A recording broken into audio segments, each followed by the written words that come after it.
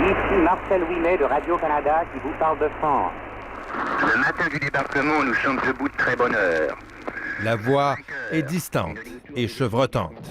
Elle est pourtant, pour des millions de Canadiens durant la Seconde Guerre mondiale, un lien précieux, une source d'information inestimable.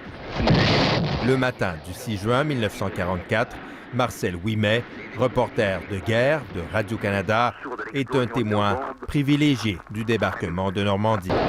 Une fumée grise et noire commence à envelopper le village et quelques maisons sont en feu au moment où le premier soldat se précipite sur la plage.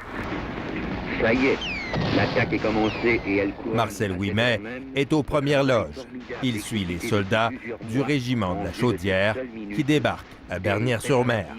À bord, quelques minutes après l'heure H, il ne restait plus à mon camarade Ralph Allen du Globe and Mail, à notre guide officiel, le capitaine Bill Cornforth de Québec, qu'à nous préparer à débarquer à notre tour. Alors ce que l'on sait, c'est qu'il arrive entre 9h30 et 10h du matin dans la deuxième vague d'assaut. Il débarque avec une marée déjà qui a bien avancé, l'eau jusqu'à la ceinture, il saute de la barge d'assaut, il prend sa machine à écrire sur l'épaule et à bout de bras pour ne pas que l'eau, évidemment, endommage sa machine à écrire, et il avance. Journaliste et historien, c'est un peu par hasard que Jean-Baptiste Pattier a découvert ces reportages anciens, inconnus des Français, et tombés dans l'oubli au Canada. Les reportages de Marcel Ouimet sont exceptionnels parce qu'ils sont vraiment très précis d'un point de vue historique et ils s'intéressent beaucoup aussi aux populations civiles. Les premiers Français que j'ai vus en France, ce sont ceux de Bernières, des Normands pour la plupart, quelques Parisiens aussi qui étaient venus à la plage pour les vacances. C'était un autre genre de guerre. Hein? Ah oui. 75 ans plus tard, Paul, Lise et René Ouimet foulent à leur tour le sable de Bernières-sur-Mer.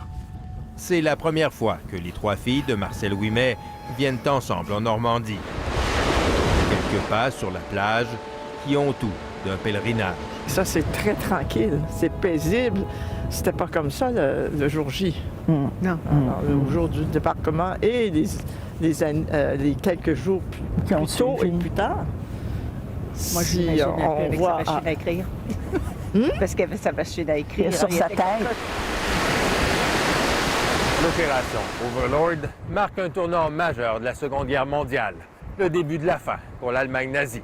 Mais ça, Marcel Ouimet ne le sait pas encore lorsqu'il s'embarque aux côtés des soldats canadiens à destination de la France. En fait, il ne sait même pas s'il va en sortir vivant. Les trois sœurs Ouimet, elles, ont connu un peu l'envers du décor. Les coulisses de cette couverture de guerre, telles que racontées par leur père et relatées dans ses lettres, qu'écrivait chaque jour Marcel Ouimet à sa femme Jacqueline. Certaines, comme celle-ci, écrites d'un navire, la veille du débarquement, sont empreintes d'une forte émotion.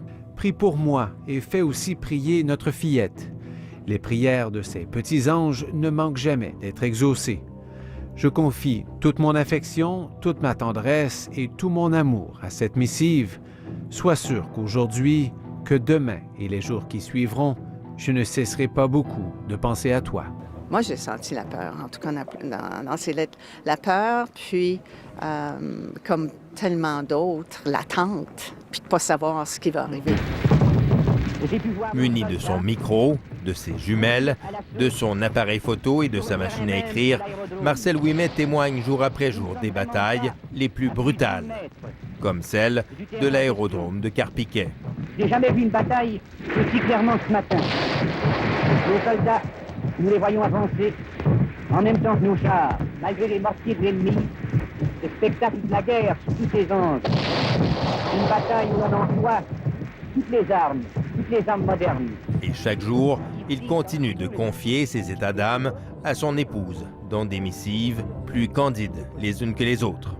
On découvre aussi les analyses d'un homme, c'est-à-dire qu'il ne peut pas donner son opinion dans un reportage qui est donc voué à tous les auditeurs de Radio-Canada. Donc il va donner son opinion par exemple sur les bombardements alliés. Alors que dans ses reportages, il va parler de précision mathématique, dans ses lettres, il va dire « mais c'est terrible, ce que nous avons fait nous les Alliés dans ces villes normandes ravagées par les bombardements ». Ces lettres, les sœurs Ouimet les ont remises à l'historien Jean-Baptiste Pattier, qui a décidé d'en faire un livre. Le destin de Marcel Ouimet est exceptionnel parce qu'il a tout connu. Du 6 juin 1944, des plages de Normandie, en passant par le discours de De Gaulle à Chartres, par le discours de De Gaulle à Bayeux, à Paris, sur les Champs-Élysées.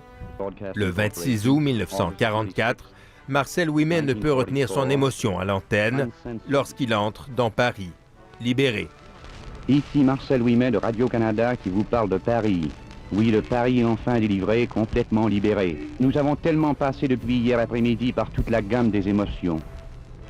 L'accueil des populations parisiennes a été tellement fantastique. La joie du peuple, une véritable explosion. La libération de Paris, le fait d'avoir suivi le général de Gaulle en rentrant à Paris, ça l'a beaucoup ému parce qu'il était très attaché à la France. C'est à ce destin exceptionnel, un peu oublié, qu'a voulu rendre hommage Jean-Baptiste Pattier dans son livre « Marcel Ouimet, un reporter au cœur de la libération ». Lui, avec son humilité, eh bien, il mérite, je pense, que l'on redonne toute sa place dans l'histoire à Marcel Ouimet, l'histoire du journalisme de guerre et l'histoire de la Seconde Guerre mondiale. Moi, en tout cas, j'espère que ce livre-là va permettre aux Canadiens de savoir ce que mon père a fait. Pour moi, ça représente d'honorer papa.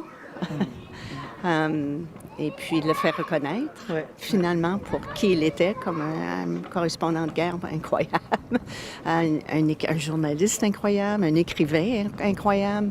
La seconde bataille de France n'est peut-être pas encore gagnée. Certes, on peut dire que nos soldats ont gagné les cœurs des populations libérées. Un écrivain, un journaliste et surtout un témoin de son temps. Ici Marcel Ouimet. Ici Jean-François Bélanger, de Radio-Canada, qui vous parle de France.